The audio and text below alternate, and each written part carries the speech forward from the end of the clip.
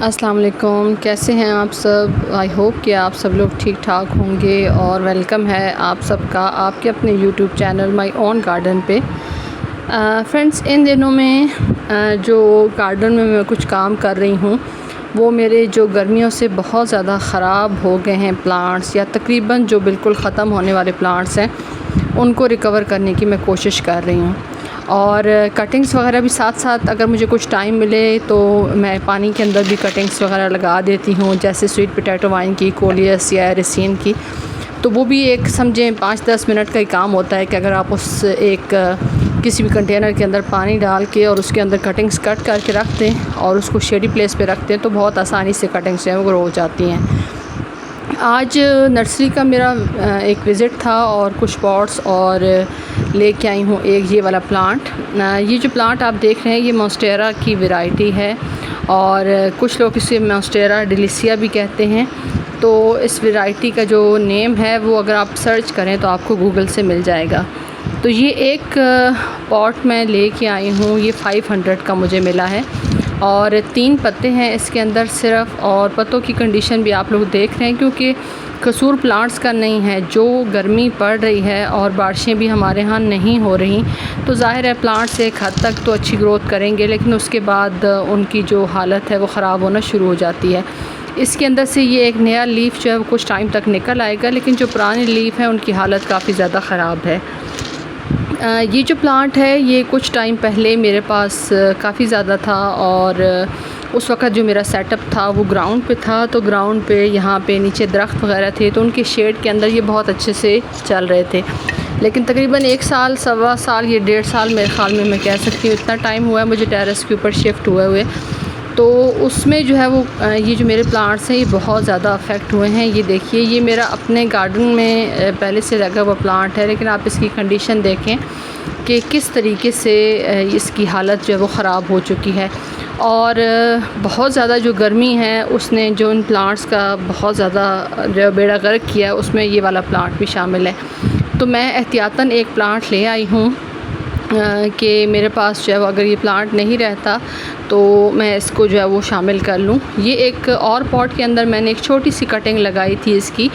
اور اس کو بھی میں آج اس کے اندر ریپورٹ کروں گی۔ یہاں پہ اس کی چھوٹے چھوٹے سے نوڈ ایریاز سے 2 جگہ سے جو ہے وہ لیف نکلنے کچھ ٹائم تک آ جائیں گے، لیکن یہ ہے کہ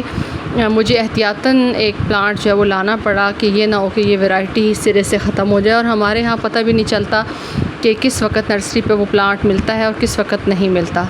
تو ابھی جو ہے وہ اس کو بھی ریپیئر کریں گے، دیکھتے ہیں کہ اس کے اندر سے کیا کنڈیشن اس کی نکلتی ہے، اور آیا یہ پلانٹ جو ہے وہ آگے کٹنگ سے میں لگا سکتی ہوں یا بالکل یہ پلانٹ جو ہے وہ ختم ہو چکا ہے۔ اور ایک یہ میں پاٹ لے کے آئی ہوں، یہ ہے تو یوز میں پاٹ، لیکن یہ ہے کہ مجھے اس ٹائم پہ ضرورت تھا کیونکہ میرے پاس پاٹ نہیں تھے، تو ایک پاٹ کے اندر میں یہ والی کٹنگ جو ہے وہ لگاؤں گی، اور دوسرے کے اندر جو ہے وہ جو یہ پلانٹ جو ہے وہ ٹھیک کرنے کی کوشش ہے وہ کروں گی۔ جو نرسری سے لگے ہوئے پاٹ کے اندر جو پلانٹ میں لائی ہوں اس کو میں فی الحال جو ہے وہ ریپورٹ نہیں کروں گی جب تک اس کا نیا لیف نہیں آ جاتا، کیونکہ ایک دم سے نرسری سے لانے کے بعد جو ہے وہ آپ پلانٹ کو ریپورٹ فوراً کریں تو پلانٹ شاک میں چلا جاتا ہے، آپ کے ماحول کے حساب سے سیٹ نہیں ہوا ہوتا۔ تو مٹی جو ہے وہ سب سے پہلے اس کی جو ہے وہ دیکھتے ہیں کہ کس طرح کی مٹی ہے۔ جب میں نے اس پاٹ کے اندر جو ہے وہ مٹی وغیرہ بنائی تھی تو کچن ویسٹ کی کھاد، انڈوں کے چھلکے آپ کو نظر آ رہے ہوں گے، باقی سب کچھ تو اچھے سے ڈیکمپوز ہو چکا ہے اور پلانٹ نیوٹرینٹس وغیرہ لے چکا ہے۔ اب صرف سینڈ اور انڈوں کے چھلکے ہی نظر آ رہے ہیں، لیکن کیونکہ انڈوں کے چھلکے تھوڑا لیٹ ڈیکمپوز ہوتے ہیں تو اس لیے تھوڑا سا ٹائم ملتا ہے۔ اب یہاں پہ میں اس کے اندر ایڈ کر رہی ہوں پتوں کی کھاد، اور اس میں بھی تھوڑے بہت جو کچن ویسٹ موجود ہے کیونکہ اس پلانٹ کو دوبارہ سے کرنے کے لیے یہاں پہ ہمیں تھوڑا بہت نیوٹرینٹس ایڈ کرنے پڑیں گے، فرٹیلائزر ایڈ کرنا پڑے گا تاکہ پلانٹ جو ہے وہ اچھے سے سیٹ ہو جائے۔ بیچ میں جو ناریل کے بڑے بڑے سے ٹکڑے ہوتے ہیں وہ بھی میں جب کمپوسٹ وغیرہ بناتی ہوں تو اس کے اندر ڈال دیتی ہوں، تو اس طرح سے نیچرلی آپ کی جو سوائل ہے اس کے اندر کوکو پیٹ ایڈ ہو جاتی ہے، یعنی کچھ ٹائم کے بعد ظاہر ہے یہ گلنا سڑنا سٹارٹ ہو جاتے ہیں، ڈیکمپوز ہونا شروع ہو جاتے ہیں، تو جو اس کے اندر سے برادہ نکلتا ہے جسے کوکو پیٹ بھی کہا جاتا ہے، تو وہ آٹومیٹکلی آپ کی سوائل کے اندر جو ہے وہ ایڈ ہو جاتی ہے۔ اگر آپ اس طرح سے نہ کرنا چاہیں تو آپ کوکو پیٹ منگوا بھی سکتے ہیں اور اس کو بھی اس سوائل کے اندر مکس کر کے ایک اچھا مکسچر بنا سکتے ہیں، تاکہ اس کے اندر جو ہے وہ ڈرینیج سسٹم بھی اچھا رہے اور تھوڑا بہت پانی جو ہے وہ کوکو پیٹ کی وجہ سے سوائل کے ساتھ جب آپ مکس کریں گے تو وہ تھوڑا بہت پانی جو ہے وہ نمی موجود رکھے۔ اس کو اب اچھے سے کرتے ہیں مکس، اور مکس کرنا بہت زیادہ ضروری ہے، کیونکہ اگر آپ نے اچھے سے سوائل کو مکس نہیں کیا تو ہمارا جو سوائل میڈیا ہے وہ اچھے سے ریڈی نہیں ہوگا۔ اگر آپ ہلکا پھلکا سا مکس کر دیتے ہیں اور سوائل کے اندر تمام جو کھاد وغیرہ ہے وہ ایڈ نہیں ہوتی تو وہ جو ہے پھر فائدہ نہیں ہوگا، اس کا پھر نقصان ہوگا۔ تو ابھی جو ہے وہ اس کو ڈالتے ہیں اسی پاٹ کے اندر، جو ابھی میں نے آپ لوگوں کے ساتھ شیئر کیا تھا اسی کے اندر سے مٹی نکالی تھی۔ اب اس کو چیک کرتے ہیں کہ اس کا جو بالکل سینٹر والا پارٹ ہے یہ بالکل گل چکا ہے، یعنی یہ یلوش سٹیمز ہو چکی ہیں۔ تھوڑا سا جو ہے وہ اس کا جو اوپر والا حصہ ہے یہاں سے آپ کو میں دکھا رہی ہوں، یہ حصہ تھوڑا سا ابھی گرین ہے، تو یہاں سے ہم اس کو کٹ کریں گے اور پھر اس کے بعد دیکھتے ہیں کہ آیا اس کی کٹنگ جو ہے وہ ہم لگا سکتے ہیں، اس پوزیشن میں ہے یا نہیں، کیونکہ جو یلو پارٹ ہو چکا ہے مجھے لگتا ہے اس میں کافی زیادہ فنگس جو ہے وہ ایکٹیو ہو چکا ہے۔ تو یہاں سے ابھی آپ دیکھیں تو یہاں سے تھوڑا بہت جو ہے وہ یہ ریڈ سٹیم ہونا شروع ہو چکی ہے۔ تھوڑا سا اس کو میں مزید کٹ کروں گی، اور کیونکہ اگر ہم نے اسی طریقے سے اس کو لگا دیا تو اس میں پھر یہ ہو سکتا ہے کہ جو کٹنگ ہے اس کے راٹ ہونے کا ڈر ہوتا ہے۔ تو اس کو تھوڑا سا میں نے ڈیپ کر کے اور کٹ کیا تھا، اور یہ جو ایریل روٹس یہاں سے نکل رہی ہیں ان کے سہارے سے اگر آپ اس کو لگائیں گے تو بہت جلدی اس کے اندر جو ہے وہ مزید جو روٹس چھوٹی چھوٹی سی روٹس ہوتی ہیں وہ آنا سٹارٹ ہو جائیں گی۔ بیسیکلی جو ہے وہ یہ انہی ایریل روٹس کے ساتھ جو یہ پلانٹ ہے مونسٹیرا کا یہ گروتھ کرتا ہے۔ یہ دیکھیے یہاں سے میں آپ کو دکھا رہی ہوں، یہ بالکل ریڈ پارٹ جو ہے یہ انڈیکیٹ کر رہا ہے کہ اس میں فنگس بہت زیادہ ایکٹیو ہو چکا ہے۔ تو اب اس کو وہاں تک ہم نے کٹ کرنا ہے جہاں تک یہ بالکل جو سٹیم ہے ہماری اس کا جو اندر کا حصہ ہے یہ بالکل کلیئر نہ ہو جائے۔ جیسے یہاں پہ میں آپ کو دکھا رہی ہوں ابھی بھی تھوڑا تھوڑا ریڈ ہے، تو اس کو میں نے تھوڑا سا اور ڈیپ کٹ کیا تھا، اور اس کو میں کس لیے لگا رہی ہوں میں آگے چل کے آپ کو بتاؤں گی۔ جیسے یہ والا جو میرا پلانٹر ہے اس کے اندر بھی میں نے اسی سائز کی چھوٹی سی کٹنگ لگائی تھی، اور اس کے اندر سے ان فیوچر جو ہے وہ گروتھ سٹارٹ ہو گئی تھی، اور اسی سے یہ پوری سٹیم جو نکلی ہے جو چھوٹے والے گملہ آپ کو دکھا رہی ہوں۔ تو اب ہم نے اس کو لگا دیا ہے اسی مٹی کے اندر، اور لگانے کے بعد جو تھوڑا سا حصہ ہے اس کو میں نے اوپر رکھا ہے تاکہ یہاں پہ ان فیوچر نوڈ ایریاز بنیں اور وہاں سے ہماری جو سٹیمس ہیں وہ نکلیں اور ہماری کٹنگ جو ہے وہ گرو ہو جائے۔ اب جو دوسرا والا پلانٹر میں لے کے آئی ہوں نرسری سے، یہ یوزڈ میں ملا ہے مجھے، اور اس کے اندر جو ہے وہ میں نے ڈرینیج ہول کے اوپر رکھا ہے جو ناریل کے ٹکڑے، اور اس سے یہ ہوگا کہ ایکسٹرا پانی نکل جائے گا لیکن مٹی وغیرہ ڈرینیج ہول کے اندر لاک نہیں ہوگی۔ اس کے بعد میں اس کو، کیونکہ یہ گملہ بڑا ہے تو اس کے اندر میں ڈال رہی ہوں پتوں کی کھاد، اور یہ ہاف ڈن یا تقریباً 3 حصے ڈن ہو چکی ہے، ایک حصہ اور اس نے ڈن ہونا ہے، تو یہ اچھے سے جو ہے وہ تیار ہو جائے گی۔ تو اس کو جو اس کے اندر تھوڑی بہت کمی ہے اس کو پورا کرنے کے لیے ہم یہ کریں گے کہ اس کو نیچے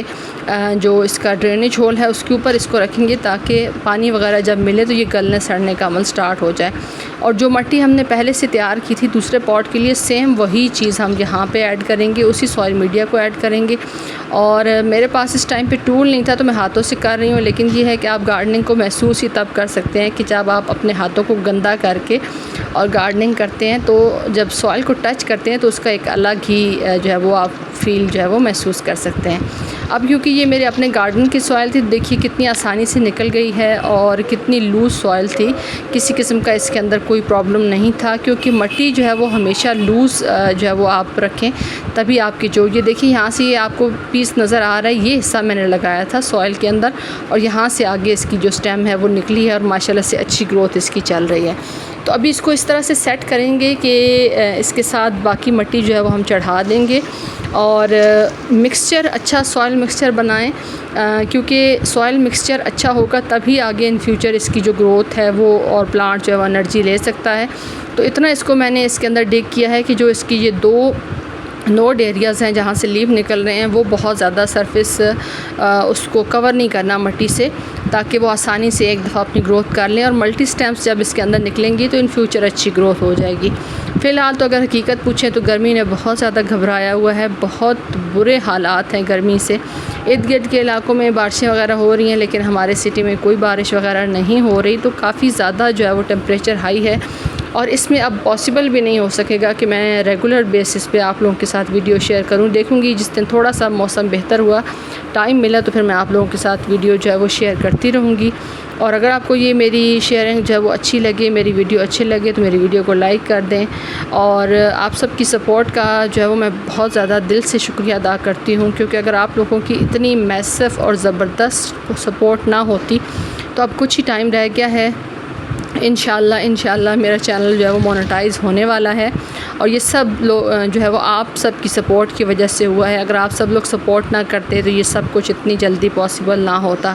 تو میں ایڈوانس میں آپ سب لوگوں کا بہت بہت شکریہ ادا کرتی ہوں, اور صرف یہ ایک ریکویسٹ ہے کہ آپ لوگ اس سپورٹ کو آگے بھی جاری رکھیے گا, تاکہ جو میری کوشش ہے کہ میرا چینل ایک بڑا گارڈننگ کا چینل بنے, میں اس میں کامیاب ہو سکوں. ویڈیو اگر آپ کو اچھی لگی ہو تو ویڈیو کو لائک کر دیں. Thanks for watching. اور ایک چیز میں نے آپ لوگوں کے ساتھ شیئر نہیں کی تھی, تو اس کے لیے مجھے دوبارہ سے جو ہے وہ ایک کلپ ایڈ کرنا پڑا کہ آپ نے اس کو پانی دے دینا ہے, اور نیکسٹ پانی آپ نے تب دینا ہے کہ جب آپ کو لگے کہ سوائل کا اوپر والا سرفیس جو ہے وہ ڈرائی ہو رہا ہے. تو ویڈیو اگر آپ کو اچھی لگی ہو تو ویڈیو کو لائک کر دیں. Thanks for watching. اللہ حافظ.